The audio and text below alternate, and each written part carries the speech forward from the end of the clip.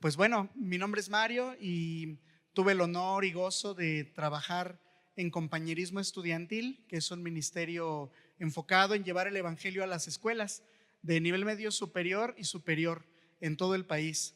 Es un ministerio que fue fundado hace ya muchos años. En un ratito mis compañeros estudiantes les hablarán de esto. Pero pensaba mucho en la historia de Compa, que es el nombre de cariño para Compañerismo Estudiantil, y la historia de muchos ministerios, como seguramente también esta iglesia, ¿verdad? Bíblica de Jesucristo. ¿Cómo inició? ¿Cómo fue su pequeño comienzo? Y pensaba también en cómo Jesús nos cuenta historias del reino, historias que buscan desafiarnos, que buscan conmovernos y que esperan una respuesta de nosotros. Y si Jesús caminara en estos días entre nosotros, aquí en nuestra Ciudad de México, seguramente contaría una parábola hablando del mundo estudiantil y diría: el reino de los cielos es semejante a un estudiante que llegó a su salón de clases y compartió con otro estudiante una palabra de aliento. El otro estudiante tenía una pérdida, había muerto su padre, pero este joven valiente le habló de la esperanza del reino de Dios. Y entonces este otro joven que escuchó la palabra pudo acercarse a ese consuelo que ofrecía el Salvador y compartió su fe con otros dos más. Y luego, llegando a su casa, habló del maravilloso consuelo que encontró en Jesús. Y toda su familia pudo escuchar esta noticia y recibió al Señor. Y fue el inicio del evangelio en una pequeña familia que después dio más fruto. Sabemos que las parábolas son enseñanzas que tienen muchos ejemplos cotidianos que Jesús utilizaba frecuentemente. En el Antiguo Testamento también encontramos varias parábolas, también con un enfoque muy apocalíptico, profético, enfocado en el pueblo de Dios y en una antigua promesa que el Señor le había hecho a un hombre llamado Abraham. Bueno, antes de continuar, quiero decirles que he preparado esta reflexión con mucho gozo, con mucho amor para ustedes, buscando animarles y desafiarles. Les decía que lo más valioso que tenemos los cristianos es a Jesús, el Verbo encarnado, que en estos días pues la gente celebra de muchas maneras, ¿verdad? Pocas veces nos detenemos a reflexionar en el verdadero significado de la Navidad y nos dejamos llevar por lo comercial, por el arbolito y las luces y los regalos, pero hay algo de trasfondo muy poderoso que celebramos. Creo que el desafío para la iglesia es aprovechar esas oportunidades y exaltar a Jesús, hablar lo más que podamos de este hombre maravilloso, de Dios encarnado que transformó nuestras vidas. Entonces, esta pequeña reflexión se llama Pequeños Comienzos. Pequeños comienzos. Y nuestro texto de estudio es una parábola que se encuentra en Mateo capítulo 13, versículos 31 al 35. Si gustan acompañarme en sus Biblias, yo voy a dar lectura en la versión de la Biblia de las Américas. ¿Están listos? Bueno, les refirió otra parábola diciendo: el reino de los cielos es semejante a un grano de mostaza que un hombre tomó y sembró en su campo, y que de todas las semillas es la más pequeña, pero cuando ha crecido es la mayor de las hortalizas y se hace árbol, de modo que las aves del cielo vienen y anidan en sus ramas. Esta maravillosa parábola la encontramos también en Marcos y Lucas. Ellos también nos cuentan la historia. Demos gracias al Señor por esta parábola. Señor, gracias por tu enseñanza. Rogamos que nos hable a nuestro corazón, a nuestra mente, con poder y con gracia. En el nombre de Jesús. Amén. Pequeños comienzos. A Jesús le encantaba contar estas historias, contar parábolas. Él se enfrentaba a un contexto muy religioso, pero también a mucha gente muy necesitada, ansiosa de escucharle. Por ahí tenemos una historia en el libro de Hechos de Pablo que describe que la gente tenía mucha comezón de escuchar y entonces se reunían en muchos lugares para escuchar cosas nuevas, ¿no? Y bueno, Pablo aprovecha muy bien esa situación para hablar a sus oyentes sobre el Dios no conocido. Entonces era el contexto de esas ciudades donde Jesús estaba, de esos poblados, de nuestras colonias ahora, ¿no? Y Jesús busca conectar con la gente contándoles historias para que pudieran entender, para que pudieran ser desafiados. Vamos a ver algunos conceptos básicos de esta parábola que le ha llamado muchas de nuestras Biblias la parábola del grano de mostaza, ¿verdad? Por cierto, estos pequeños títulos que ustedes pueden ver en cada sección, en los párrafos de sus Biblias, no están en los documentos originales. Son frases cortas que los eruditos le añadieron con el tiempo y a veces son de gran ayuda porque nos permiten, cuando tenemos una porción bíblica, saber más o menos de qué va a tratar, pero a veces no las necesitamos. Y les invito a acercarse al texto mirando todo el contexto que se encuentra en las historias. Desde el capítulo 13, en el inicio, Jesús está hablando de las parábolas sobre el reino. Ese es otro título que tienen ahí nuestras Biblias, ¿verdad? Pero no lo tenían en el documento original. El redactor, Mateo, nos va contando la historia recordando lo que él vivió y teniendo como fuente seguramente al apóstol Pedro, a otros de los discípulos que se acordaban de lo que Jesús les había dicho, ¿cierto? Por cierto, el Evangelio de Mateo se redactó aproximadamente en el año 60, por ahí, y Mateo buscaba conectar las historias de Jesús con su audiencia, principalmente judía, y demostrarles que Jesús era el Mesías prometido. Y él tenía otras fuentes, los otros discípulos seguramente, la investigación que él estaba haciendo, él conocía la ley, su oficio tenía que ver con la religión judía. Entonces es un hombre que nos presenta una historia fresca y muy atractiva sobre estas enseñanzas de Jesús.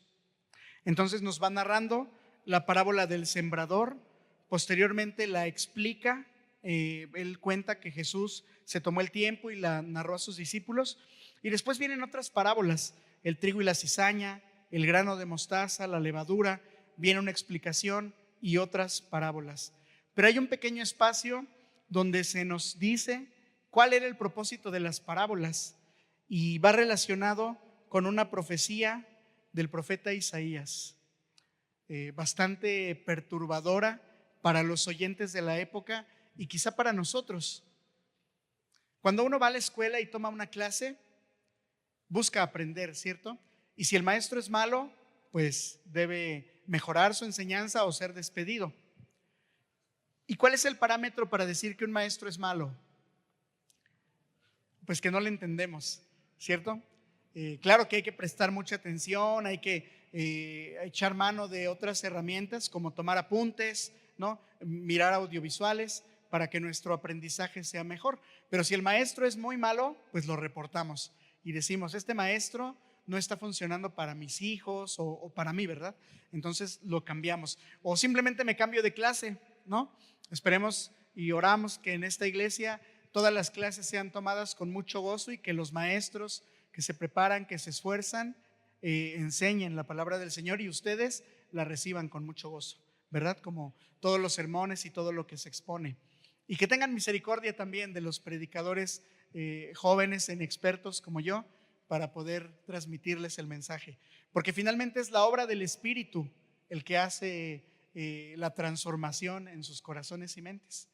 Como Mateo, que él tenía muchas fuentes, pero el Espíritu Santo le guió a recordar y a redactar todas estas cosas.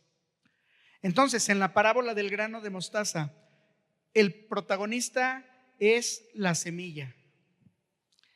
La semilla. Y desde Génesis 1:11 miramos a la semilla. ¿Qué es la semilla? El óvulo fertilizado y maduro de una planta en floración que permite que la especie se perpetúe. Todos sabemos eso, ¿verdad? Si tiene jardín en su casa, si hizo el experimento como yo en la primaria de poner el frijolito a germinar en el algodón, pues ha identificado una semilla. O si usted tiene aves, pajarillos o aves de corral y les alimenta, usted conoce las semillas. Esa es la semilla. En el contexto bíblico se emplea la palabra simiente para referirse a la especie humana. Y en las parábolas es la unidad principal en la reproducción de la vida vegetal. Volviendo al concepto de parábola, quizá se nos haga difícil entender algunas parábolas. Su objetivo nos lo recuerda el salmista. El escritor del Salmo 78, 1 y 2 dice que el Mesías nos enseñaría en parábolas. Algunas no entenderíamos y otras sí entenderíamos. Pero Isaías es más duro. Él, en un contexto de juicio, dice que las parábolas son para que la gente no entienda y no se convierta y no crean y no se perdonen sus pecados. ¿Han leído ustedes este texto de Isaías? Es muy duro, ¿verdad? Si recordamos el contexto de Isaías, el pueblo estaba alejado de Dios.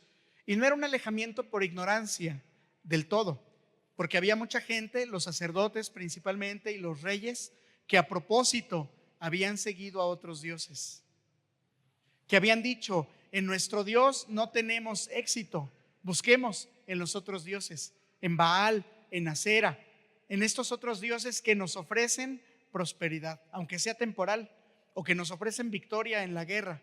Recuerden que el contexto en el Antiguo Testamento es de una continua conquista y lucha de los territorios, y la invasión de los imperios más poderosos del mundo en ese entonces, como Asiria, Persia, Babilonia, que llevaron cautivo al pueblo judío, ¿verdad?, a otras tierras. Entonces, la gente judía, mirando esta falta de éxito y prosperidad, pues se fueron a los otros dioses.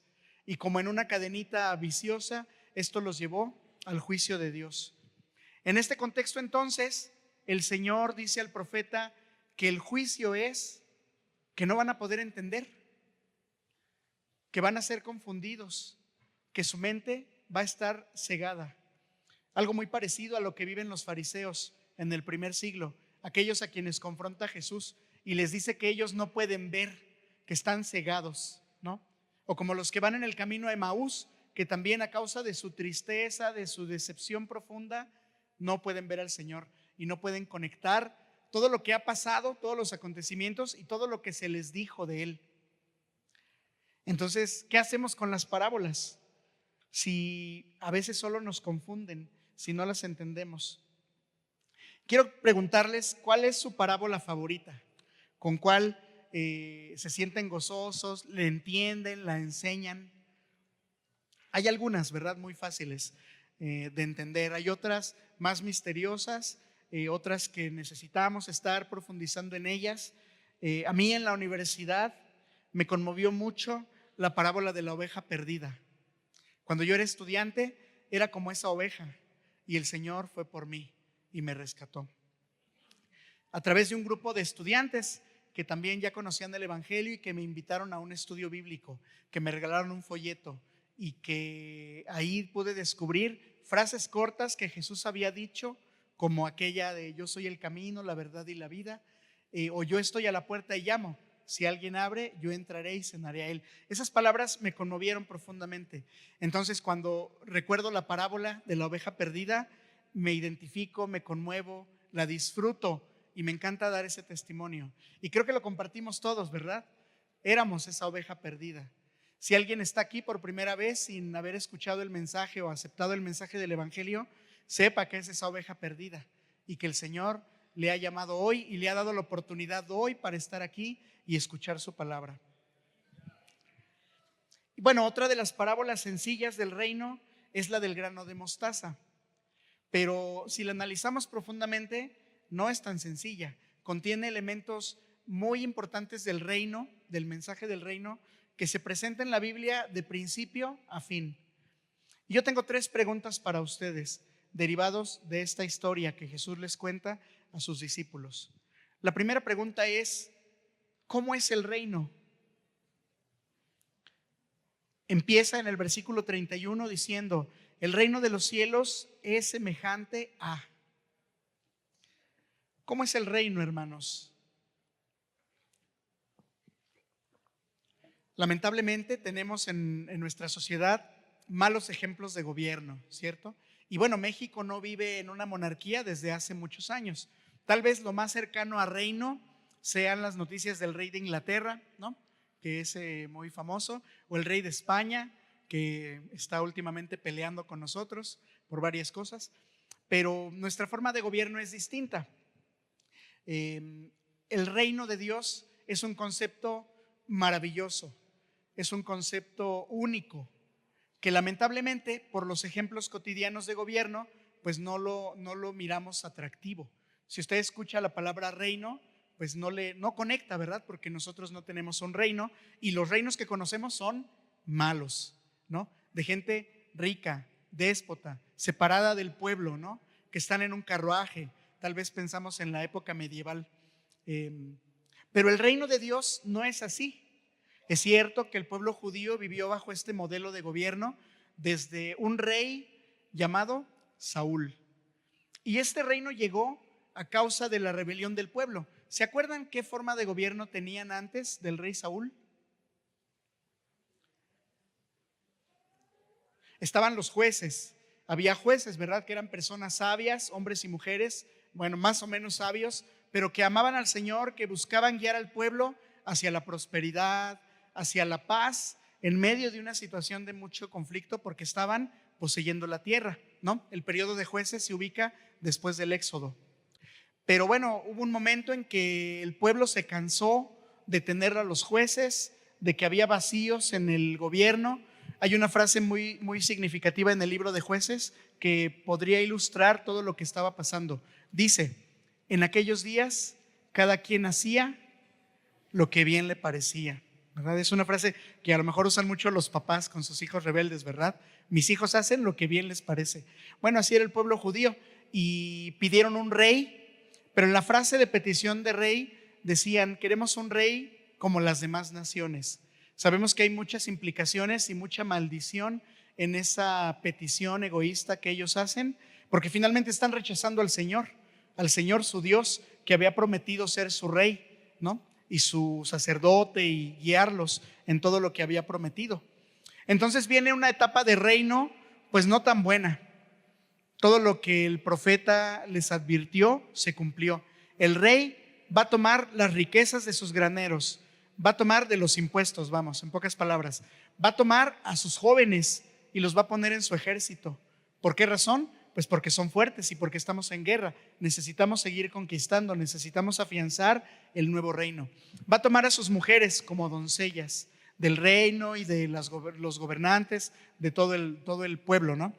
Entonces la promesa se cumplió y hubo periodos de relativa estabilidad. Tenemos ahí la historia muy admirable e inspiradora de David, un hombre que amaba al Señor y que fue rey, pero no fue perfecto, ¿verdad? Cometió muchos errores como padre, como gobernante, y al final termina sus días entregando el reino a su hijo, que es conocido como el rey más sabio y próspero de la historia de Israel, pero aquel que llevó al pueblo a la mayor decadencia a causa de su falta de lealtad al Señor. Él se alejó del Señor a causa de sus mujeres, ¿verdad? Y bueno, las mujeres no tienen la culpa en realidad.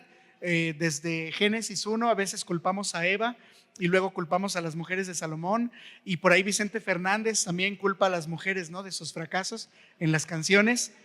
Pero la culpa de todo la tiene, pues podríamos pensar, Satanás también, ¿verdad? Es nuestro archienemigo favorito para echar la culpa, pero es el pecado, hermanos, que está en nosotros, ¿verdad? Pablo dice: lo que quiero hacer no lo hago, y lo que no quiero hacer, eso lo hago. Miserable de mí, este pecado que mora en mí. Pero no se queda con eso, dice: gracias a Dios por Jesucristo que me ha librado. Entonces, el pecado es lo que lleva al reino a caer, a que no es la forma de gobierno perfecta, a que es solo una imagen en la manera en cómo el Señor pretende llevar a su pueblo, guiar a su pueblo. ¿Cómo rescatar entonces una imagen satisfactoria del reino? Cuando Jesús dice en esta parábola: el reino es como esto. ¿Sería atractivo para sus oyentes? Que justo en ese momento también estaban bajo la opresión de otro reino, ¿verdad? Uno de los reinos más sanguinarios de la historia, más paganos, más blasfemos, y que después se perpetuó a través de otra manera, ¿no?, de la religión, el Imperio Romano. Entonces, ¿qué sería lo atractivo de este reino? ¿Cómo Jesús podría cautivar a su audiencia? ¿Cómo podrían ellos responder y decir, sí quiero este reino, o me gusta esta imagen que Jesús plantea del reino? Bueno, en el Evangelio de Marcos, capítulo 1, versículos del 1 al 3 y el versículo 4 nos muestran el relato de este reino acercándose a la humanidad. Principio del Evangelio de Jesucristo, Hijo de Dios, como está escrito en el profeta Isaías. He aquí, yo envío mi mensajero delante de tu faz, el cual preparará tu camino. Voz del que clama en el desierto, preparad el camino del Señor, haced derechas sus sendas. Juan el Bautista apareció en el desierto predicando el bautismo de arrepentimiento para el perdón de pecados. Estas son las buenas nuevas que nos cuenta Marcos.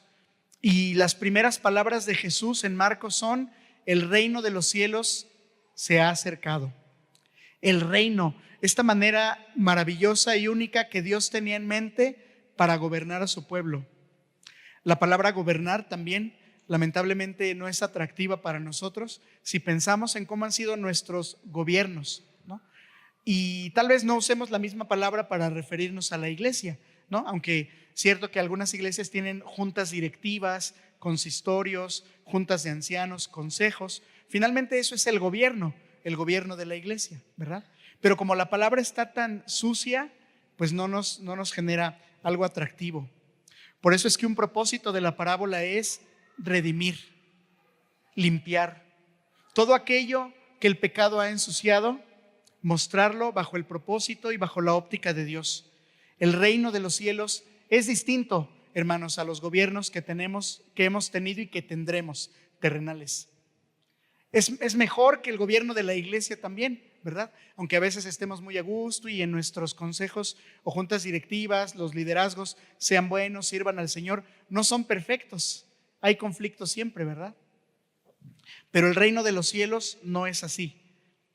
El reino de los cielos es un reino donde los valores de la justicia, la verdad, la paz, la prosperidad son reales. Y no hablo de lo que prometen los políticos, hablo del panorama bíblico, que se resume en una comunión plena con Dios.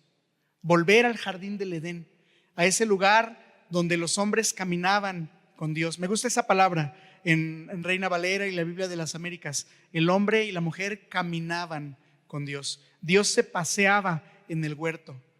Evoca una comunión plena, un disfrute, ¿no? El día de reposo, cuando después de todo lo creado, el Señor disfrutó y se gozó de lo que había hecho. Ese es el reino. Ese es el reino que también se nos ha prometido a los cristianos para cuando el Señor regrese por su iglesia. Vivimos ahora una etapa de transición y de oscuridad, ¿verdad? Donde a veces no nos gusta lo que nos acontece en nuestras ciudades, en las misiones también, cuando escuchamos noticias trágicas de hermanos nuestros que fallecen por causa del evangelio, ¿verdad? Vivimos en un mundo que se duele. Los estudiosos le han llamado a esta época el ya pero todavía no. El ya pero todavía no. Es decir, usted y yo que conocemos el evangelio ya somos salvos, ya tenemos la promesa del Señor, ya estamos seguros que si en este momento partimos de este mundo, tenemos nuestra corona en los cielos, estaremos con el Señor en este mismo momento. Pero todavía no, porque todavía enfermamos, todavía padecemos los estragos del pecado, todavía nos enojamos, ¿verdad? Después de esta reunión tan bonita, de encontrarnos, de abrazarnos, podemos llegar a casa y tener una discusión con nuestra pareja, nuestra esposa, esposo, o con los hijos, ¿verdad? O pelearnos con el vecino. O sea, todavía hay muchas cosas que nos recuerdan el pecado y que nos desafían a vivir cada día el evangelio. Entonces, todavía no está completamente redimido el mundo. Esperamos aquello que se llama la consumación del reino, cuando el Señor Jesús regrese y haga nuevas todas las cosas. Y es como promete en esta parábola. El reino es semejante. Jesús no afirma una imagen contundente o rotunda. Y eso también es maravilloso en el cristianismo, porque no tenemos imágenes precisamente porque no hay una descripción detallada de ellas para adorarles. Y además tenemos la advertencia, ¿cierto?, de no adorar las imágenes. Pero, por ejemplo, no se hace una descripción física en ningún relato de cómo era Jesús. Las imágenes que hay, que predominaron por el arte que impulsó la Iglesia Católica Romana, pues son basados en sus artistas, en su imaginación, en su creatividad. No hay un documento que diga Jesús tenía ojos azules, medía 1,82, era así o asá, ¿verdad? No lo tenemos. Entonces, en el reino también hay una semejanza, porque nuestra mente es finita y limitada y no puede comprender los pensamientos de Dios. Los profetas, como Isaías, miraron al Señor en el trono, ¿cierto? Y miraban luz, miraban a los ángeles, que por cierto son descritos de una manera impresionante. Hace poco circulaban unas imágenes en internet, ahora que está de moda el chat GPT, todo lo de la inteligencia artificial, y presentó a alguien una recreación de cómo sería un ángel creado por inteligencia artificial de acuerdo a la descripción de Ezequiel. Pues es una imagen que a mí no me evoca mucha belleza, no sé si ustedes la vieron, lleno de ojos, con alas. Vamos, no es el angelito de la guarda que imaginamos, ¿verdad? O que nos han pintado. Entonces, hay algunos relatos que nos dan indicios de lo que el profeta vio o entendió, pero jamás una exactitud, ¿verdad?, que nos lleve a crearlo. Así el reino dice que es semejante. Jesús utiliza una comparación y esta es la riqueza de la parábola, que tenemos una comparación que se puede aplicar a nuestros tiempos también. ¿A qué es semejante este reino de los cielos? Lo vamos a ver en la segunda pregunta. Antes, déjenme preguntar a ustedes, ¿cómo imaginaban los judíos el reino? ¿Cómo imaginan ustedes el reino después de esto que he dicho o antes de que lo dijera? ¿Cómo es la lógica humana y cómo es la lógica de Dios?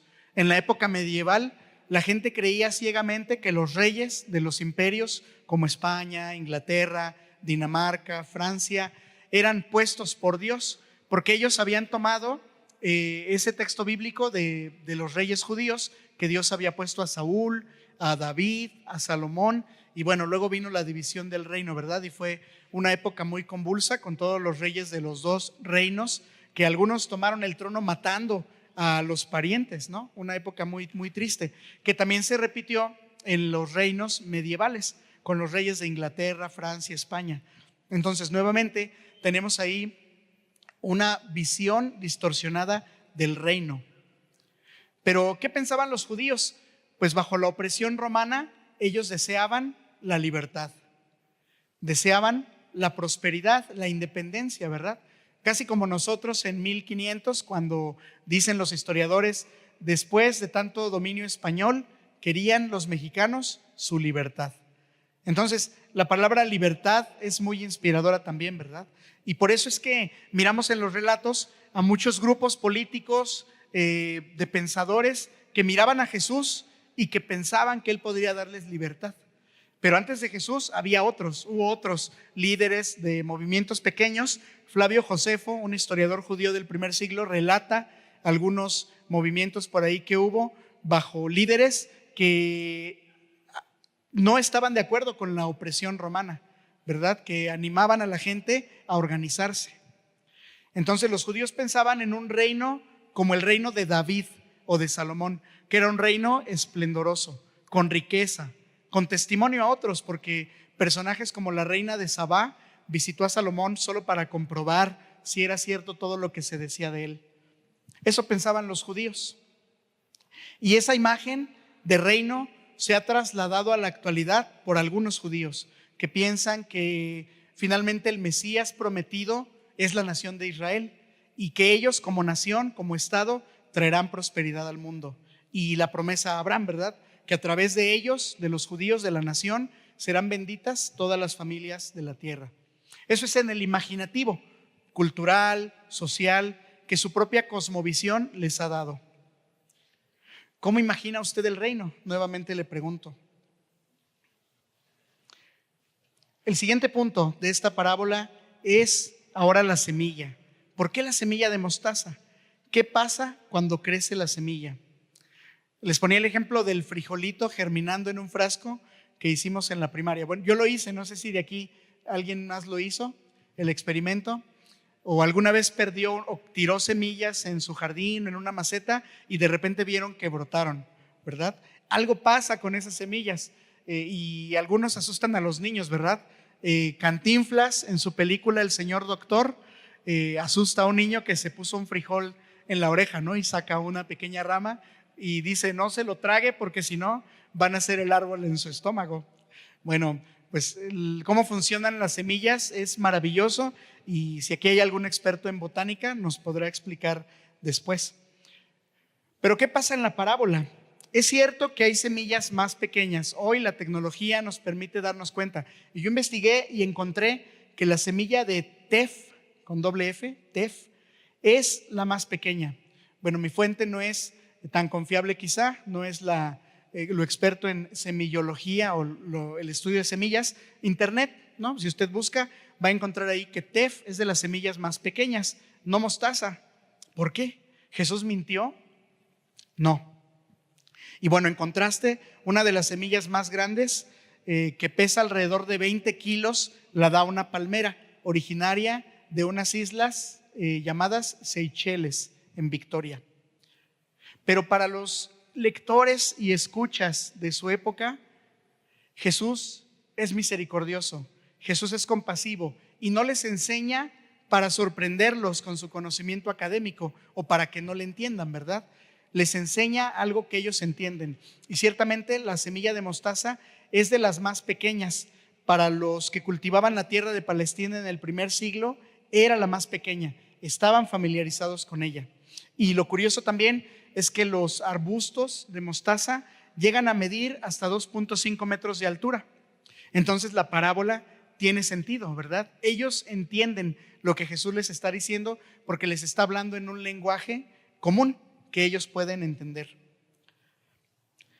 Nos da entonces características de esta semilla.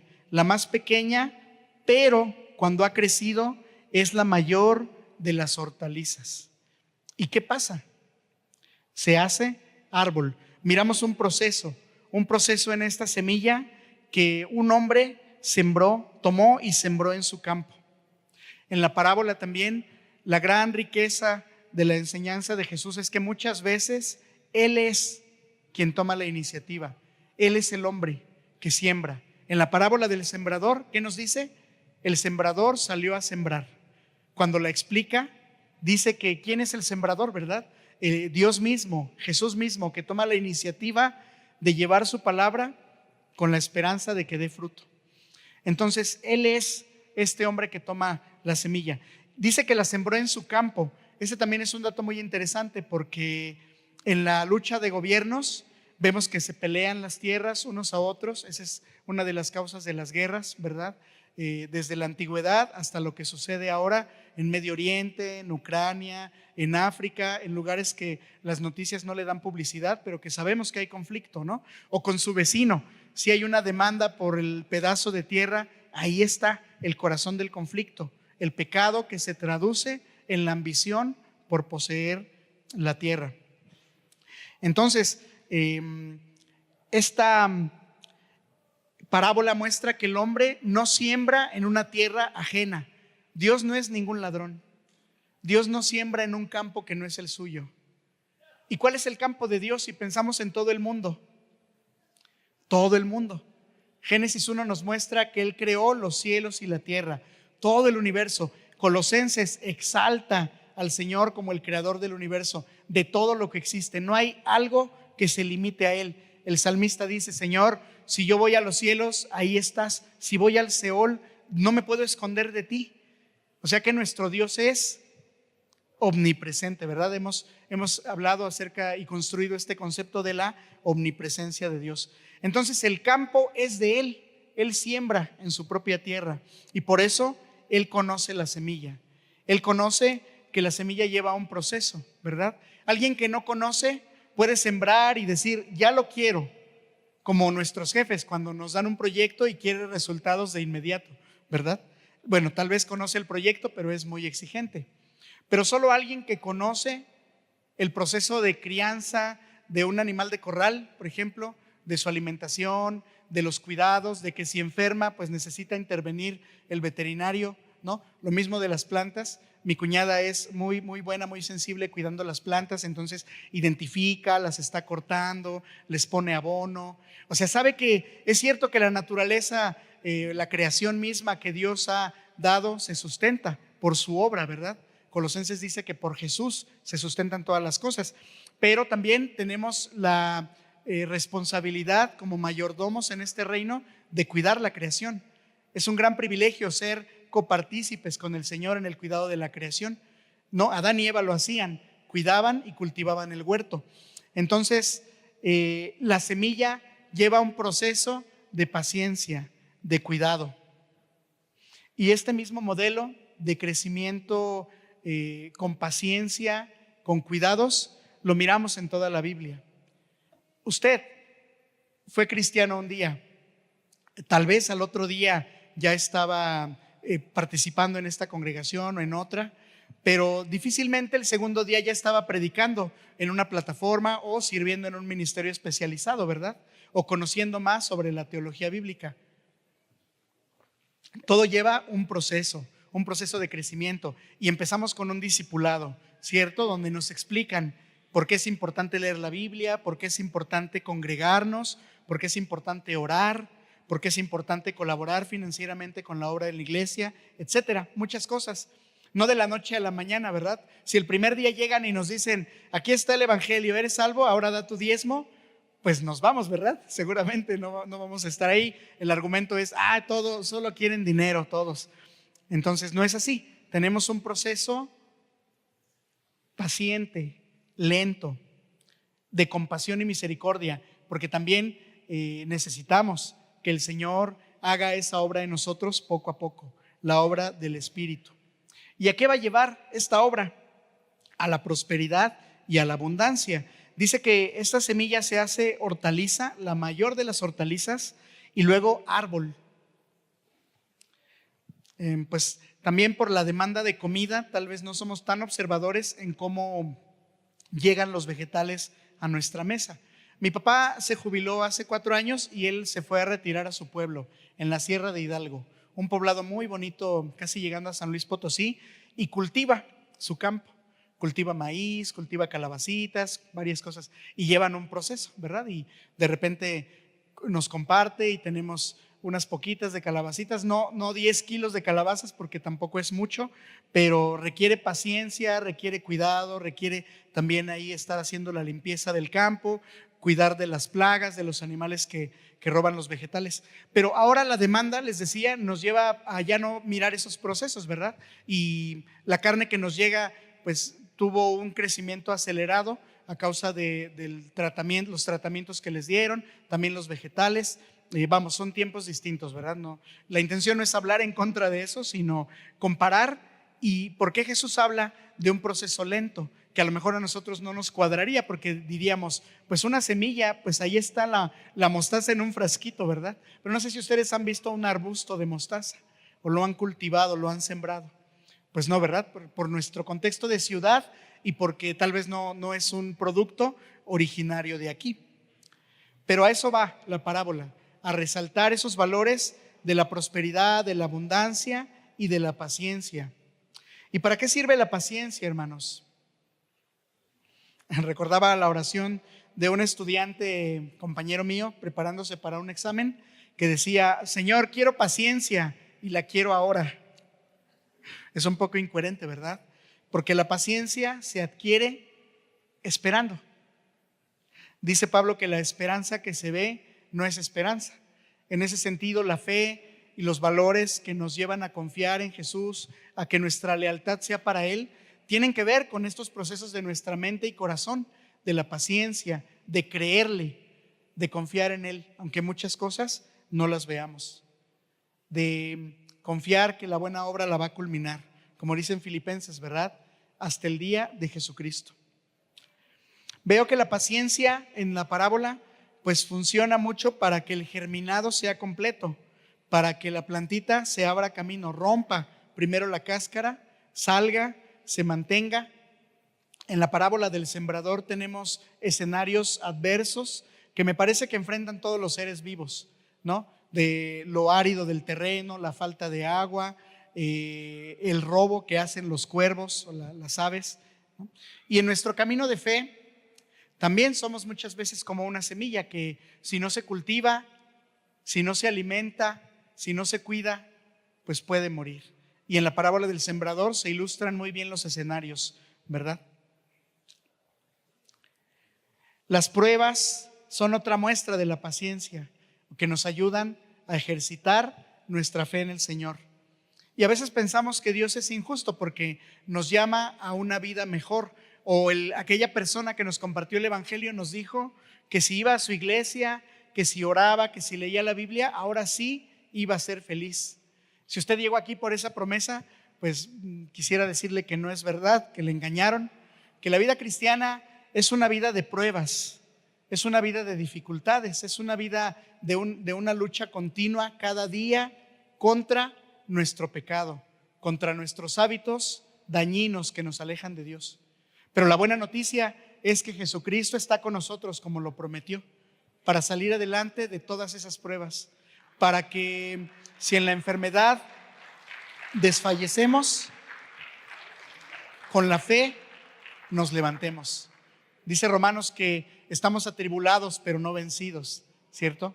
Y también Pablo a los tesalonicenses les dice, cuando ellos están muy tristes por los muertos, por los hermanos que han partido, les dice: hermanos, nosotros no lloramos como aquellos que no tienen esperanza. Nosotros tenemos esperanza. Sí lloramos, sí nos dolemos, sí nos acompañamos en la pérdida, pero tenemos esperanza porque el Señor nos ha llamado. Entonces el cristianismo es un llamado a ser como una semilla de mostaza, que va a enfrentar las pruebas, que va a enfrentar el abrirse camino por la vida, que va a soportar las tribulaciones, pero que va a llegar a un buen fin. Y también el apóstol utiliza otro ejemplo muy hermoso en la segunda carta de Pedro, comparado con los metales, ¿no? La forja del oro. ¿A quién le gusta el oro?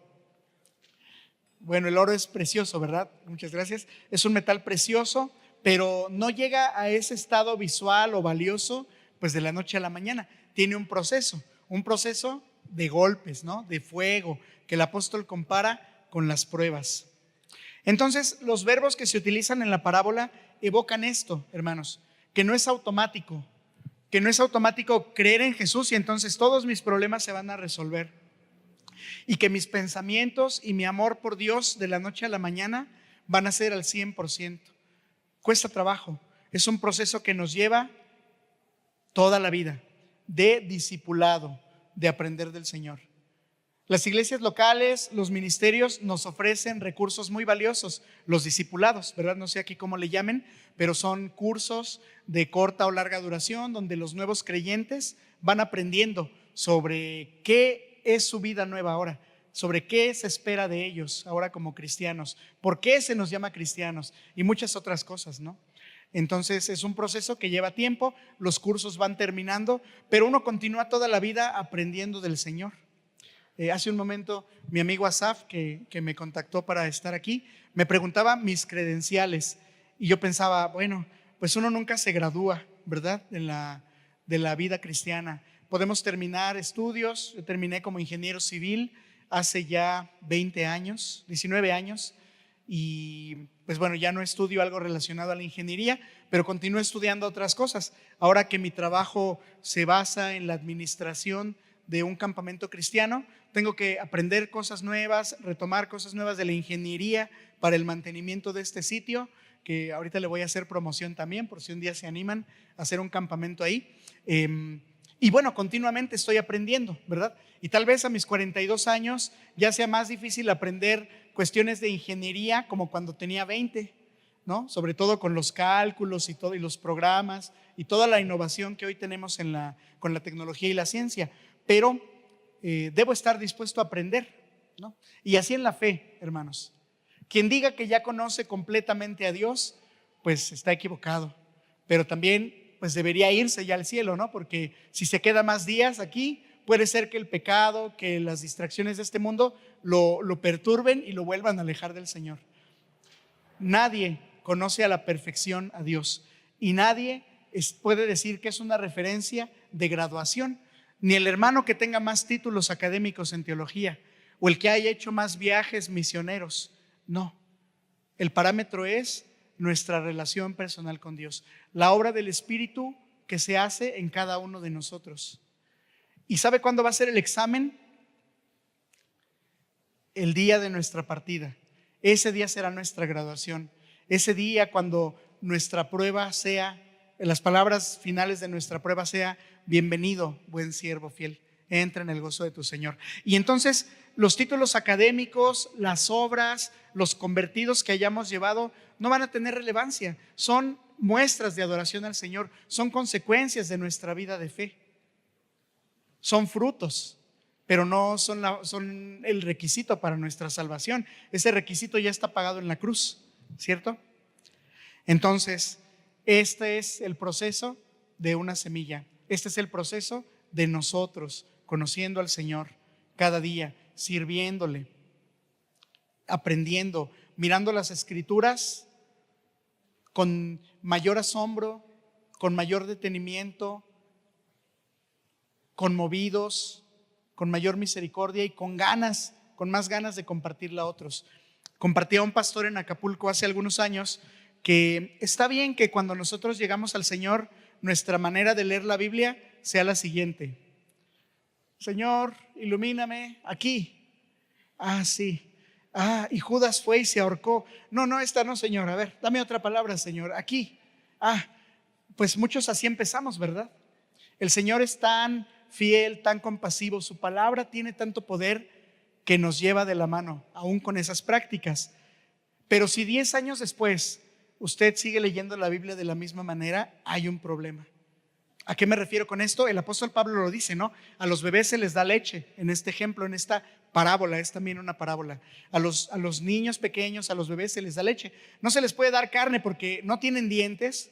La grasa, los contenidos de la carne les va a hacer daño, sus cuerpos aún no están maduros para recibirla, van a tener problemas.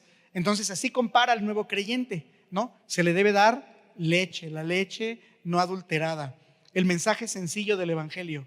No quiere decir que para el creyente de 30 años haya otro evangelio, no.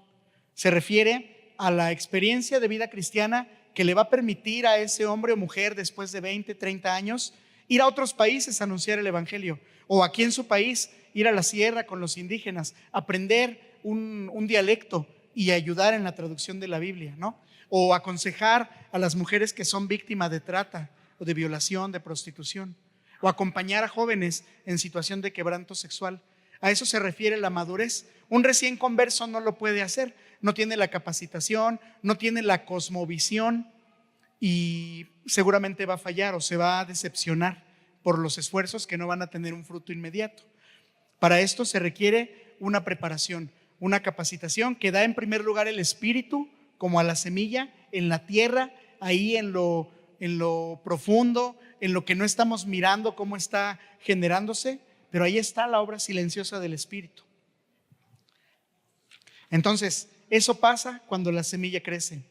Por último, ¿a quién beneficia este crecimiento? La última parte del versículo 32 dice: de modo que las aves del cielo vienen y anidan en sus ramas. Es una imagen muy hermosa, ¿cierto? Si a usted le gustan los días de campo, seguramente disfruta eso en los bosques aquí en la ciudad, o si va más lejos a la Marquesa, o si van al campamento que administro en Valle de Bravo, el campamento Citlali. Ahí pueden apreciar el canto de las aves, los árboles enormes de 50 metros de altura, el río que pasa por ahí. Es muy hermoso.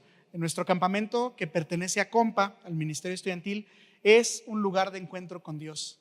Esa queremos que sea la visión, para que lleguen muchas personas a encontrarse con el Señor a través de los programas que tiene cada iglesia, ¿verdad? Cada grupo que ocupa las instalaciones, que desarrolla sus programas de conferencias, de estudios bíblicos, devocionales, pero también a través de la creación, donde el Señor se hace presente. Este fue el comercial, hermanos.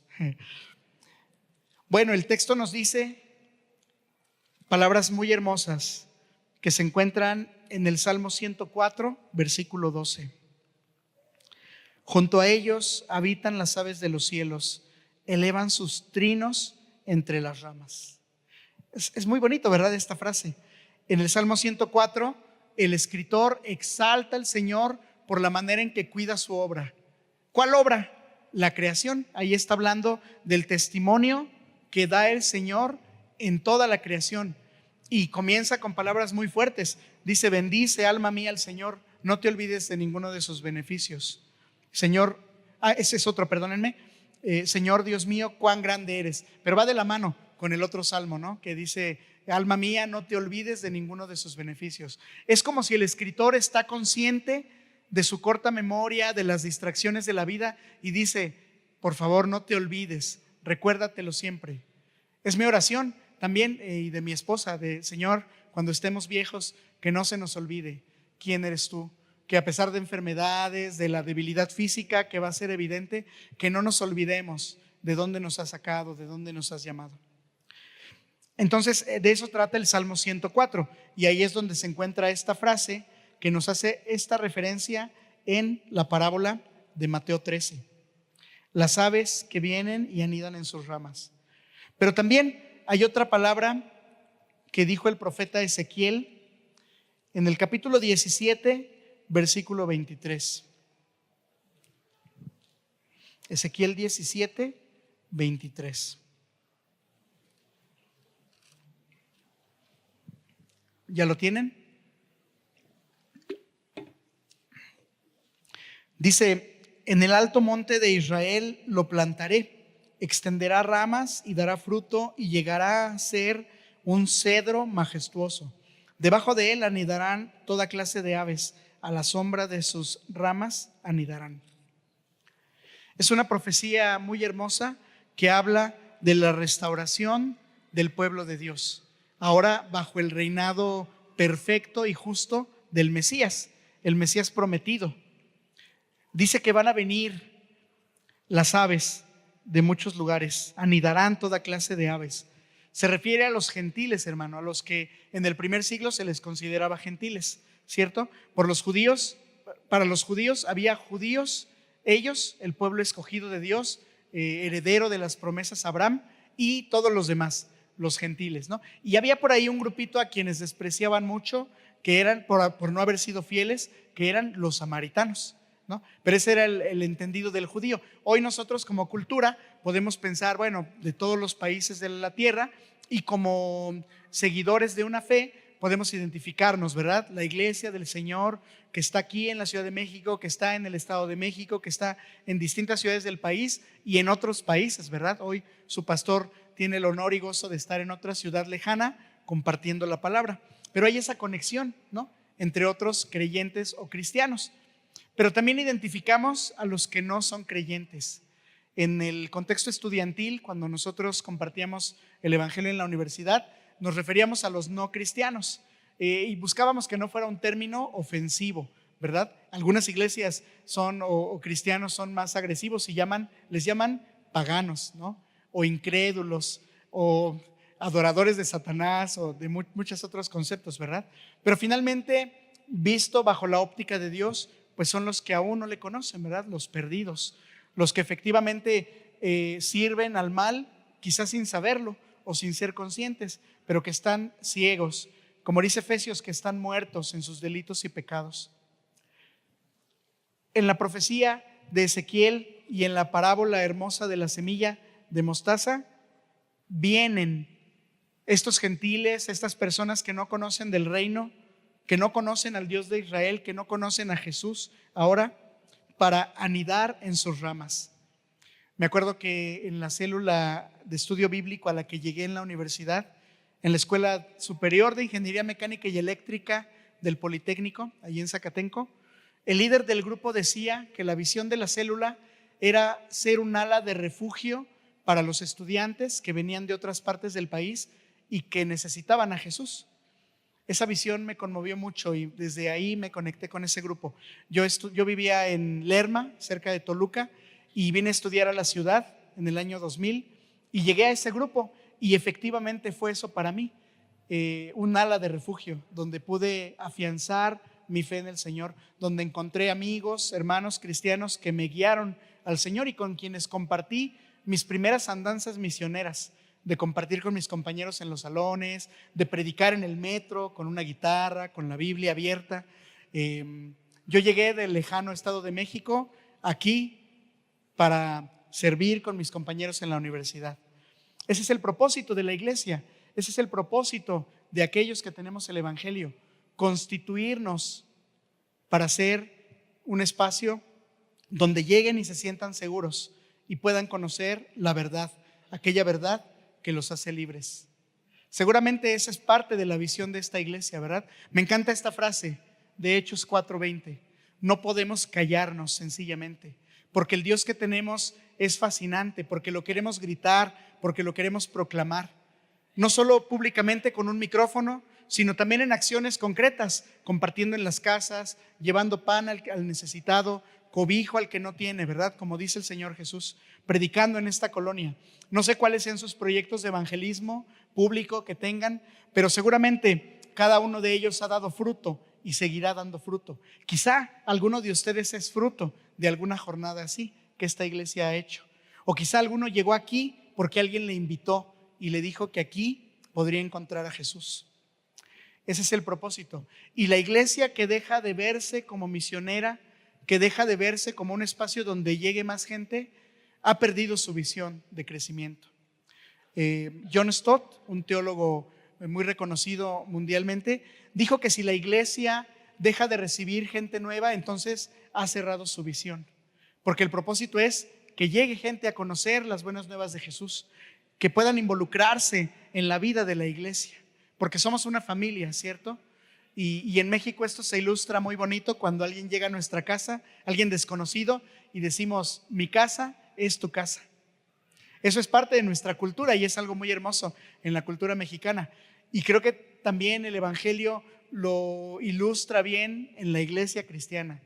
Mi iglesia es tu iglesia, nuestra familia de fe es la familia para todos aquellos perdidos, para los que van peregrinando allá afuera en busca de algo que no es real, que no es una esperanza viva. Pero estas puertas están abiertas para ellos.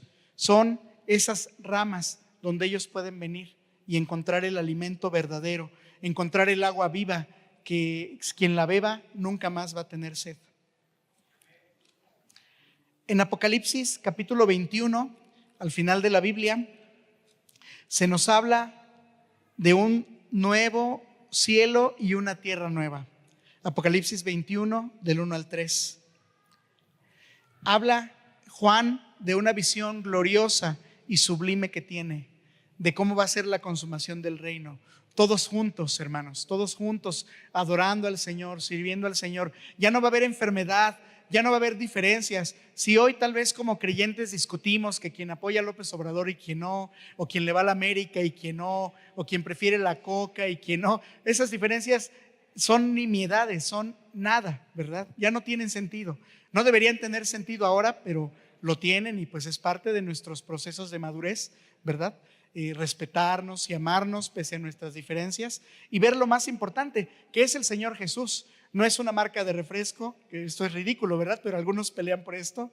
La canción de Cristianos de Marcos Vidal, ¿recuerdan cómo él ilustra a la iglesia de nuestros tiempos? Dice que pelean por quién tiene mayor estatus social, ¿no? Mejor casa, mejor coche, comparados con los cristianos de antes. Se dan ese tipo de diferencias. De hecho, algo que pasa hoy con la iglesia contemporánea pues son también las denominaciones, donde a veces solemos criticar con mucha crueldad a nuestro hermano que no piensa o que no adora como yo, y pensamos que con mi canción o con mi atuendo o con mi liturgia, con mi orden de servicio es como Dios lo acepta, pero no.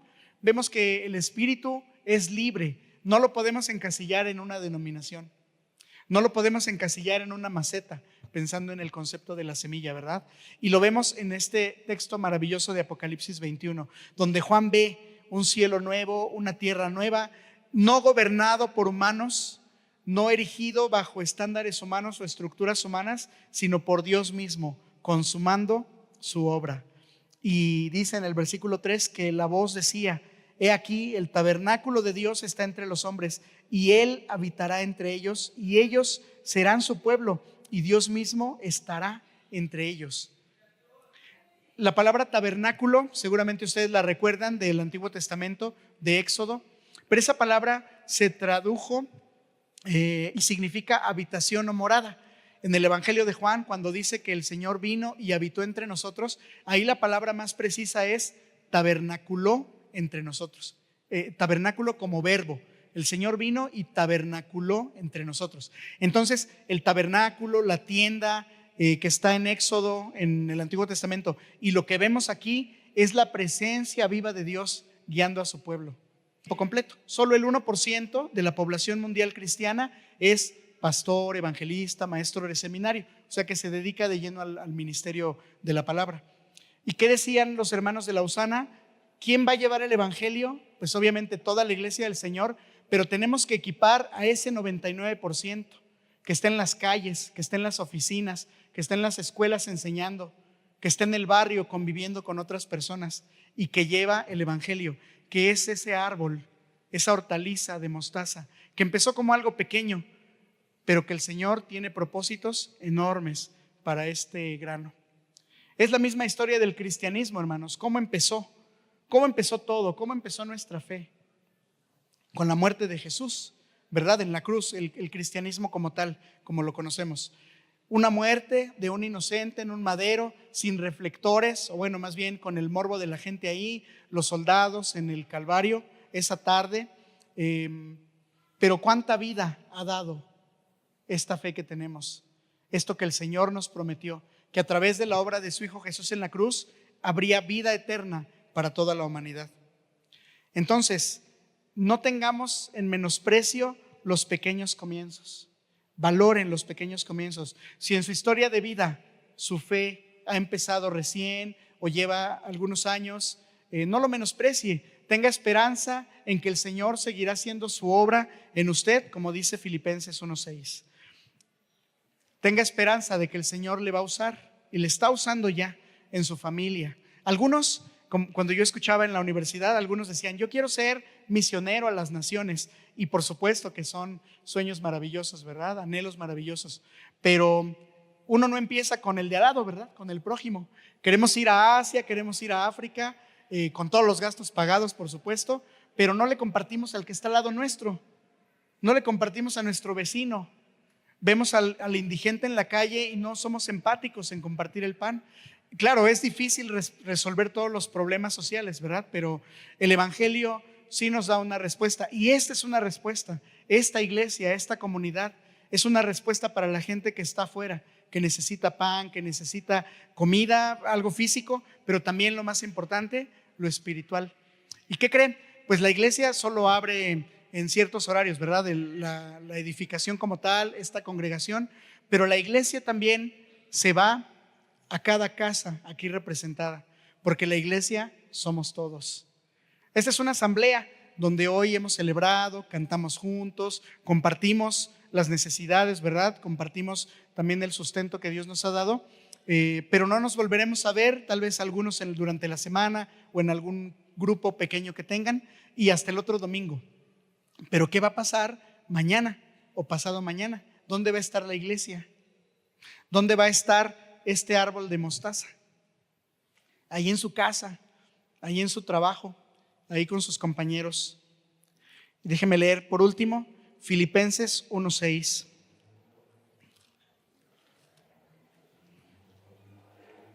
Estando convencido precisamente de esto, que el que comenzó en vosotros la buena obra la perfeccionará hasta el día de Cristo Jesús. Entonces, no menosprecie lo pequeño, no menosprecie si tropieza o se equivoca, no menosprecie a su hermano que tal vez todavía lee la Biblia así como yo la leía, ¿no? De aquí, Señor, si usted está discipulando a alguien y este hermano o hermana no ha mostrado el avance que usted espera, no se desespere, confíe en el Señor. Confíe en el Señor también en la propia obra en su vida de paciencia, de perseverancia que el Espíritu Santo está haciendo. Y tenga en cuenta que lo pequeño es grande en el reino de los cielos, que lo insignificante es aquello que Dios llamó, ¿verdad? A nosotros, sin ser famosos, sin ser poderosos, sin venir de un linaje real. El Señor nos ha llamado. Y también a quien tiene recursos, el Señor los ha llamado. Dice el texto que es por gracia, ¿verdad? Que no es por nuestras obras, no es por nuestro currículum, que yo le llamo el ridículum, porque a veces ostentamos muchas cosas, ¿verdad? Y bueno, es cierto que la capacitación es muy buena. Cuando nos contratamos para un trabajo, pues por supuesto que las habilidades nos van a ayudar mucho, pero la confianza del cristiano no está en eso, está primeramente en Dios, en el Espíritu que nos ha dado los dones, que nos ha dado la cosmovisión para entender el mundo, que nos ha dado la templanza para soportar las pruebas. Vamos a orar para finalizar. Si gusta ponerse de pie, por favor, y pensar en cómo usted ha quizá menospreciado lo pequeño o no ha tenido éxito en algunas cosas que ha hecho. Le recuerdo que no debe desanimarse, que el Señor tiene planes para cada uno de nosotros, está haciendo su obra con cada uno de nosotros y nos va a seguir usando.